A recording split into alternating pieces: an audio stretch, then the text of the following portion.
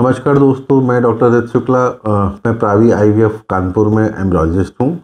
अभी कुछ दिन पहले मैंने एक मेल्स के लिए, आदमियों के लिए एक वीडियो डाला था कि अगर आदमी की नसबंदी हो चुकी है तो क्या वो फिर से बाप बन सकता है अगर वो चाहे तो मैंने उसका आंसर भी दिया था हाँ। अगर उस नसबंदी को हम रिवर्स कर सकते हैं, उनको वापस से जोड़ सकते हैं तो डेफिनेटली वो बाप बन सकता है।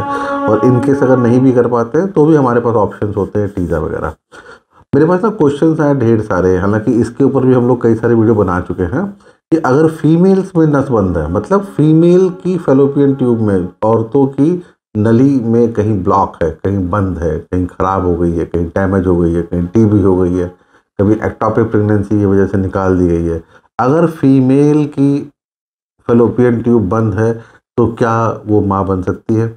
बिल्कुल बन सकती है, बिल्कुल बन सकती है। दोस्तों, फीमेल्स में जो फेलोपियन ट्यूब होती है वो एक ऐसी जगह होती है जहाँ पर निषेचन होता है, मतलब अंडा और स्पर्म आपस में मिलता है। जब ये अंडा और स्पर्म आपस में मिलता है तो फेलोपियन ट्यूब में ही भ्रूण बनता है। अब अगर वही ट्यूब बंद है या खराब है या पानी भरा है, हाइड्रोसल्फेट वगैरह है, तो वहाँ पर वो ये प्रोसेस नहीं होगा। इसको हम लोग ठीक करने का भी प्रयास कर सकते हैं। अगर फीमेल की एज कम है, फीमेल के अंडे वगैरह ठीक बनते हैं, तो हम लोग कोशिश करते हैं कि ये ब्लॉक ट्यूब लेप्रोस्कोपी, दूरबीन की सर्जरी द्वारा खुल जाए।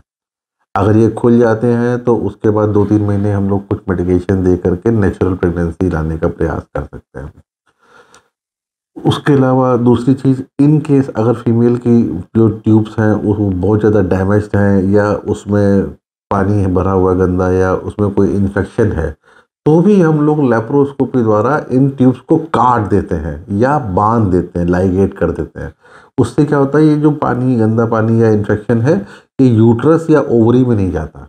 हालांकि अब हम ट्यूब्स का इस्तेमाल नहीं कर सकते हैं, लेकिन उससे होने वाले नुकसान को, जिस वजह से इनफर्टिलिटी यानी संतानता आ रही है, उसको हम रोक सकते हैं इन ट्यूब को बांधने या काटने से।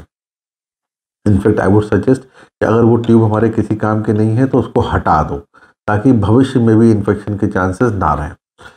उसके बाद ऑफकोर्स अगर ट्यूब हटा दी है तो हमारे पास फिर एक ही विकल्प रहता है, जिसको बोलते हैं आईवीएफ, इन विट्रो फर्टिलाइजेशन या टेस्ट ट्यूब बेबी का ट्रीटमेंट।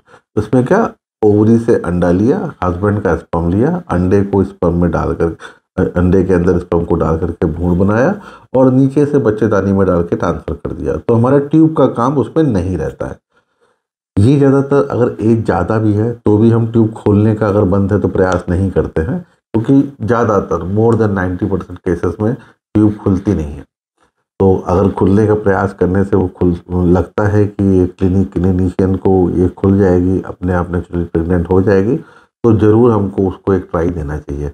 अमूमन इसमें 30-35-40 हज़ार रुपये के आसपास खर्च आता है।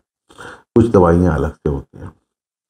तो आई होप ये आपको समझ में आया होगा कि यस, ब्लॉक ट्यूब में आप आसानी से माँ बन सकती हैं। ब्लॉक ट्यूब को खोलने का भी प्रयास कर सकते हैं, अगर नहीं खुलती है तो टेस्ट ट्यूब बेबी की मदद से। इससे रिलेटेड कोई सवाल को मुझसे पूछना है तो 8417084446 मुझसे बात कर सकते हैं। All the very best. मैं डॉक्टर शुक्ला, थैंक यू।